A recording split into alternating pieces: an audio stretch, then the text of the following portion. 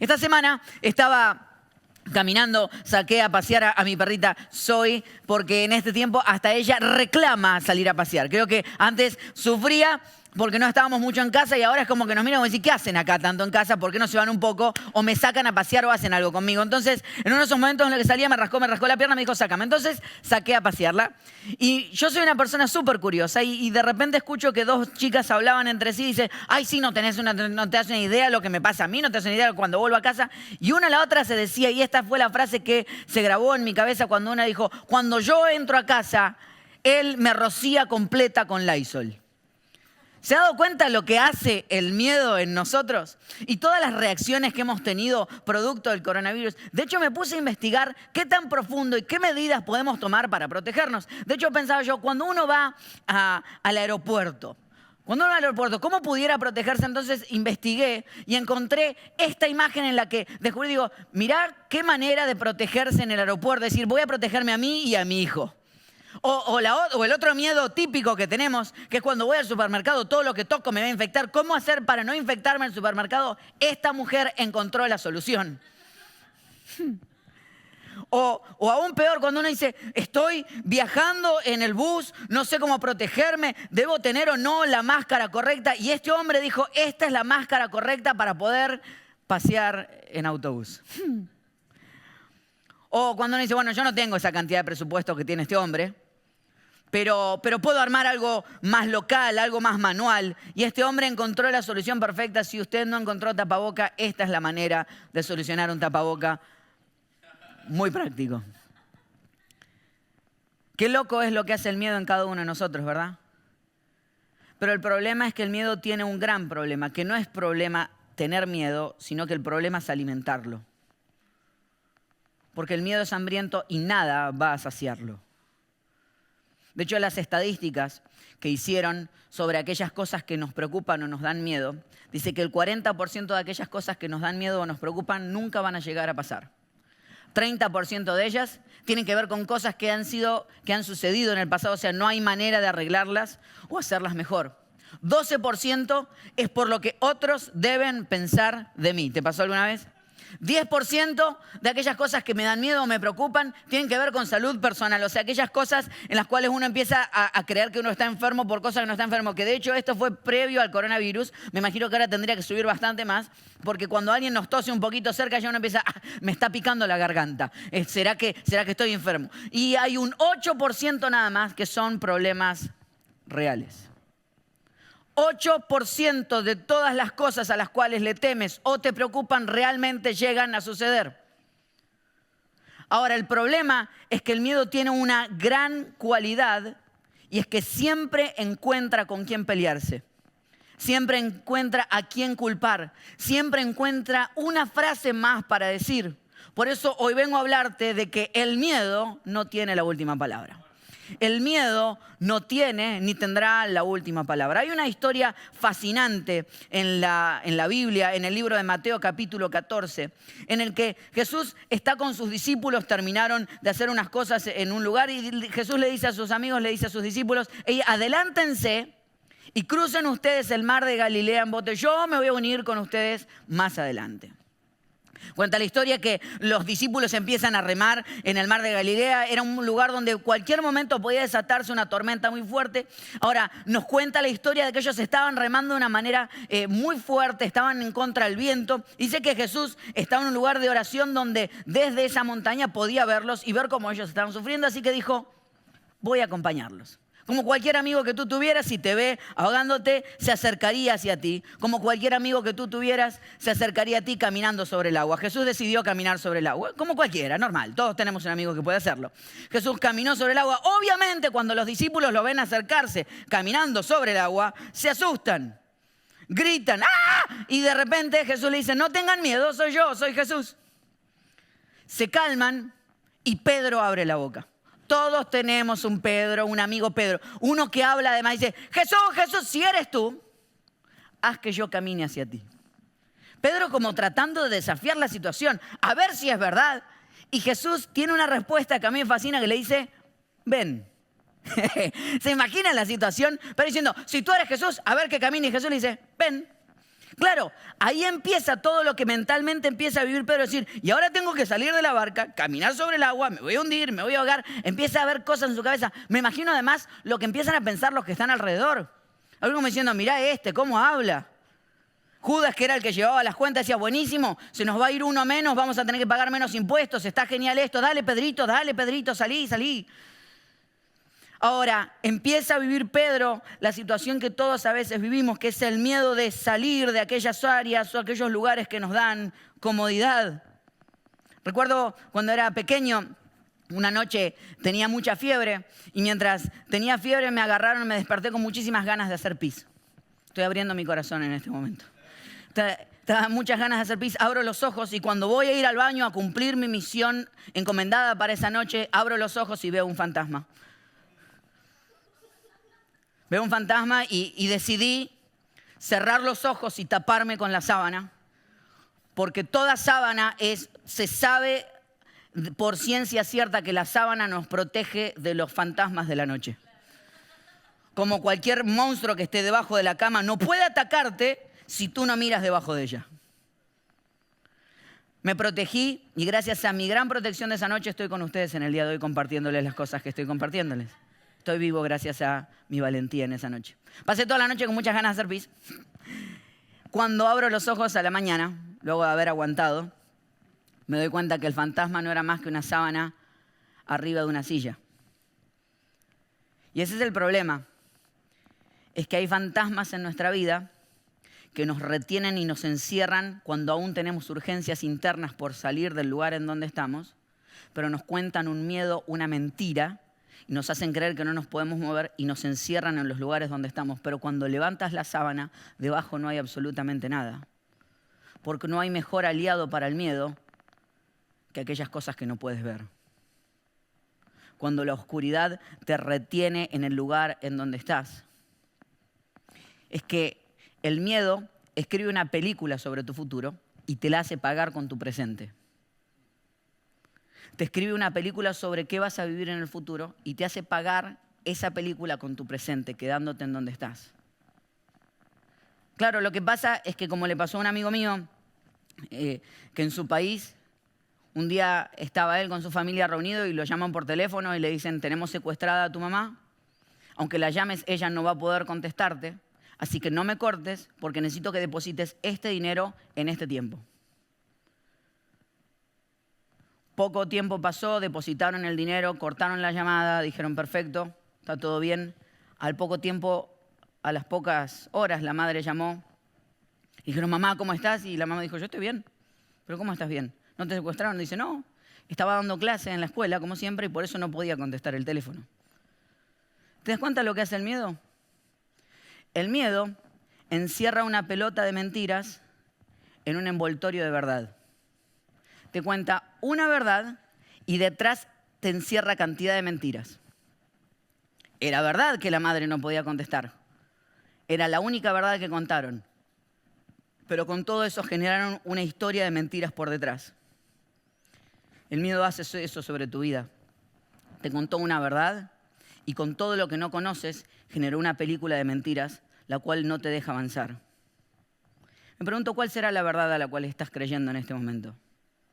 Que es verdad, pero detrás oculta una cantidad de mentiras. ¿Qué pasaría, Pedro, cuando salgas de la barca? ¿Qué pasaría cuando pises fuera de tu lugar de comodidad y confort? Y alguna vez hablando con mi terapista yo le decía, yo no entiendo por qué cada vez que tengo que presentar algo nuevo o cada vez que tengo que crear una idea nueva, me lleno de miedo y de pavor y me da desesperación y llego al punto donde digo, ¿por qué me meto en esto? ¿Te ha pasado alguna vez? Es decir, ¿quién me manda a meterme en esto? Si yo estaba más cómodo haciendo las cosas como las hacía, ¿por qué me meto en esto? Y él me dijo algo que me sorprendió. Me dice, pareciera por como te conozco, que hay siempre dos caminos en la vida y terminas escogiendo siempre el más difícil. Que hay un camino en el que puedes quedarte en la comodidad, pero hay uno que siempre es más difícil y ese terminas escogiendo. Y es así. Escojo ese camino porque me rehúso a vivir una vida mediocre, en la cual ve a otros salir de la barca y yo quedarme mirando mientras otros caminan sobre las aguas. Yo he preferido elegir siempre caminar sobre las aguas, pero eso lleva acarreado una cantidad de miedos horrible. ¿Qué pasaría si hoy pudieras salir de esa comodidad? Si hoy pudieras salir de ese lugar, si hoy pudieras creerle a Dios, si hoy pudieras en serio dar ese paso por fuera de tu seguridad y seguir avanzando. ¿Qué pasa si hoy escogieras, en vez de la mentira encerrada en una verdad, la única verdad que es cuando Jesús dice, sal, ven en este momento? Pero no queda solamente ahí la historia, porque cuenta la historia que Pedro sale de la barca, sale del lugar de comodidad, empieza a caminar y empieza a caminar sobre las aguas y se empieza a hundir. Y ni bien empieza a salir, se empieza a hundir y empieza a gritar, Jesús, ayúdame, por favor. Claro, pero ahora hay una verdad. Él fue súper positivo al salir de la barca. Él fue súper positivo al dar esos pasos. Y yo me he dado cuenta en este tiempo que yo me consideraba a mí una persona positiva. Pero me di cuenta en estos días, y tal vez si te relacionas conmigo en esto, que me he llenado de miedo sobre situaciones que en la vida me está enfrentando en este tiempo. Que yo era una persona positiva, esto lo vamos a lograr, esto vamos a salir adelante, pero cuando las cosas se salieron de mi mano, cuando cosas como lo que estamos viviendo me sucedieron donde yo ya no tengo control sobre ellas, empecé a vivir miedos que no estaba listo. Porque entonces en realidad no era un positivismo basado en lo que Dios podía hacer, sino en lo que yo podía hacer. Cuando las cosas se salieron de mi mano, yo ya no pude hacer las cosas más. Y Jesús lo mira a Pedro y le dice, te faltó fe, te faltó fe. Porque sin fe, el positivismo es miedo disfrazado de autosuficiencia. Cuando yo me disfrazo de que soy autosuficiente, de que yo lo puedo lograr solo, entonces creo que puedo hacer las cosas por mí mismo y ahí está el error.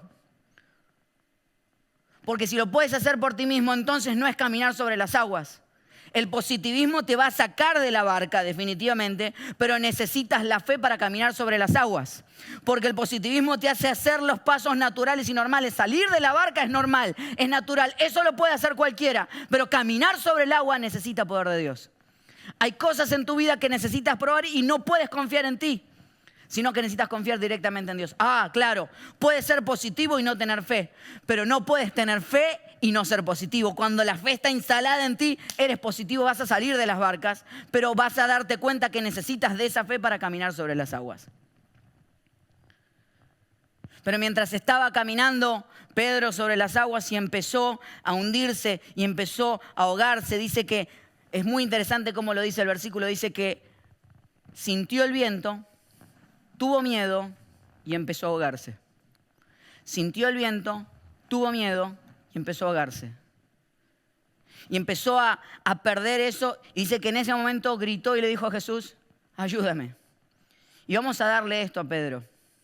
Vamos a concederle esta frase. Y es que no esperó ahogarse completamente para buscar de Jesús. Esta semana mi esposa estuvo con dolor de muelas y yo, si usted me conoce en algún tiempo, yo soy un experto en dolor de muelas. He tenido dolor en absolutamente todas las muelas que usted se puede imaginar y aquellas que no también. Y hay algo que he aprendido, es que sé esos dolores, entonces cuando ella me vino a decir, me duele la muela, yo tranquila, yo sé cómo manejar todo esto. Me la di de dentista, doctor, entonces le dije, mira, vamos a tomar esto y esto. Entonces llamamos a la dentista, obviamente, porque no me creyó a mí, dijo, llamemos a una dentista de verdad, y digo, está bien. Entonces la dentista le dio unos antiinflamatorios para tomar. Y recuerdo que uno de los días me dice, la veo con mucho dolor y digo, ¿tomaste el antiinflamatorio? Y me dice, no, estoy aguantando para no tener que tomarlo. Le digo, pero te das cuenta que el dolor de muelas tiene un poder, que es que conforme más lo dejas subir, más tarda en bajar. Necesitas tomar el antiinflamatorio antes, porque si no, cuando llegue el momento del dolor ya no lo vas a poder resistir y te va a tardar mucho llegar al momento de tranquilidad. Me encanta que Pedro no esperó ahogarse. Pedro no esperó al punto donde ya no daba más, sino que cuando vio y tuvo miedo en un solo momento, gritó el nombre de Jesús.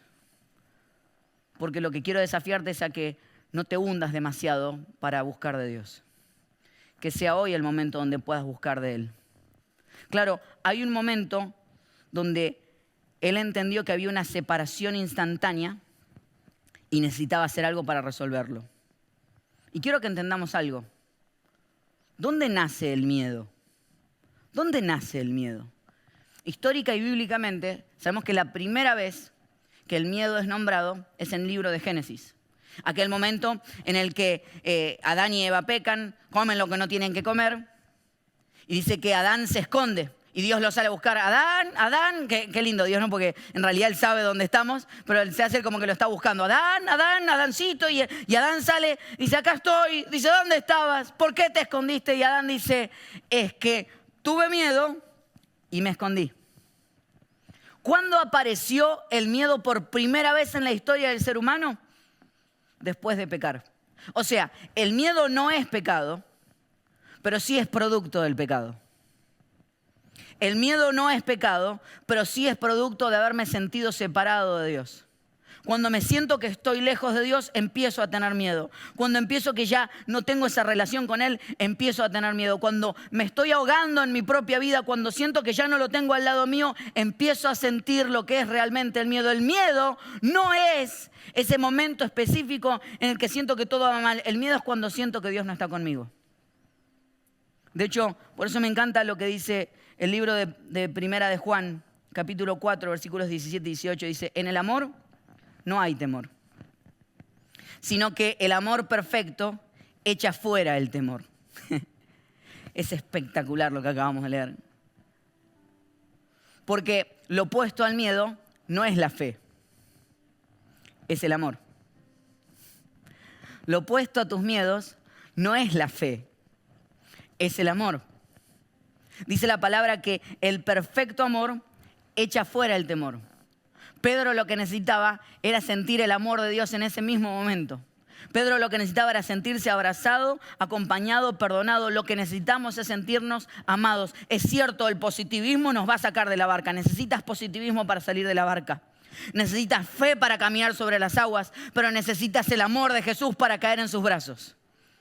Y realmente cuando el único punto donde se pierde el miedo es cuando Pedro se encuentra con Jesús y con los brazos de Jesús. Porque de hecho cuenta la historia que Jesús lo levanta, lo saca de las aguas, empiezan a caminar y caminan juntos hacia la barca otra vez. Y cuenta la historia que recién cuando suben a la barca, el viento paró. ¿Se da cuenta de lo que acaba de pasar? Pedro tuvo las mismas circunstancias a su alrededor. Tuvo los mismos problemas a su alrededor que había tenido la primera vez. Tuvo el mismo viento pegándole, pero ahora caminando con Jesús. Entonces el miedo no apareció. El miedo no desaparece cuando desaparecen los problemas. El miedo no desaparece cuando desaparecen las tormentas. El miedo desaparece cuando te sientes abrazado y amado por Jesús. Dígame si el ser humano no necesita empezar a sentirse amado. Si la vida no sería otra y distinta, si no fueras muy distinto, si entendieras de que Dios te ama tal cual y como eres.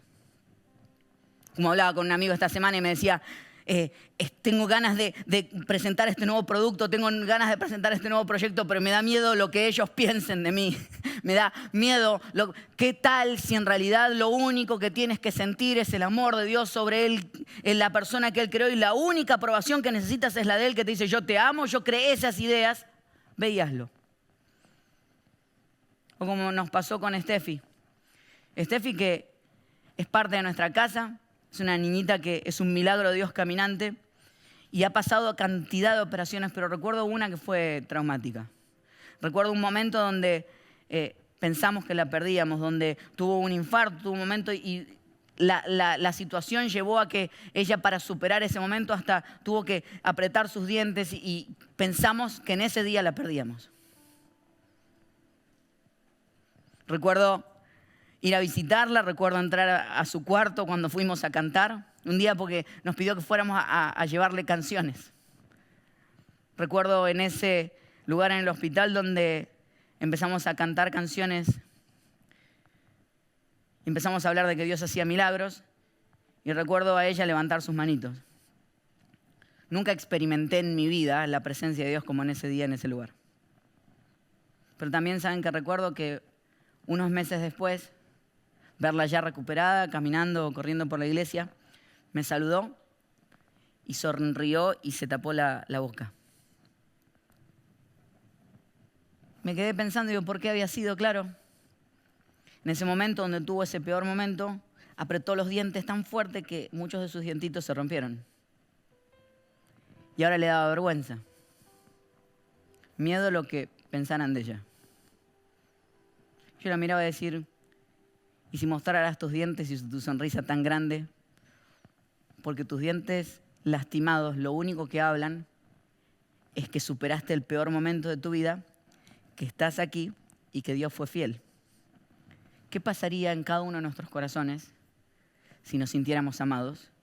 No estuviéramos escondiendo nuestras propias heridas, sino que las mostráramos y dijéramos, esto me pasó, pero estoy vivo.